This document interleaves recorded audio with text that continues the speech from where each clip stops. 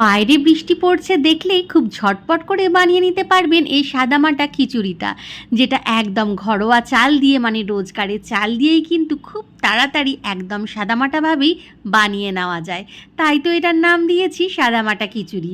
এর জন্য একটা পাত্রে সর্ষের তেল আর ঘি গরম করে তাতে গোটা সাদা জিরে, গোটা শুকনো লঙ্কা ফোড়ন দিয়ে তারপরে দিয়ে দিচ্ছি একটা মাঝারি সাইজের পেঁয়াজ কুচি।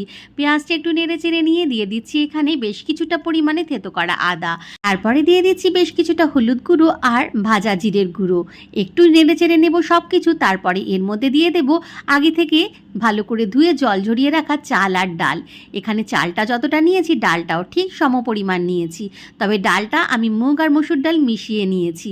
এরপরে এর মধ্যে ফ্রোজেন পিস, সাথে টমেটো আর কিছু গোটা কাঁচা লঙ্কা আর কিছু গোটা রসুন, পরিমাণ মতো নুন আর মিষ্টি দিয়ে কিছু একটু ভালো করে ভেজে নিয়ে পরিমাণ মতো গরম জল দিয়ে 10 মিনিট ঢেকে দিলেই রেডি।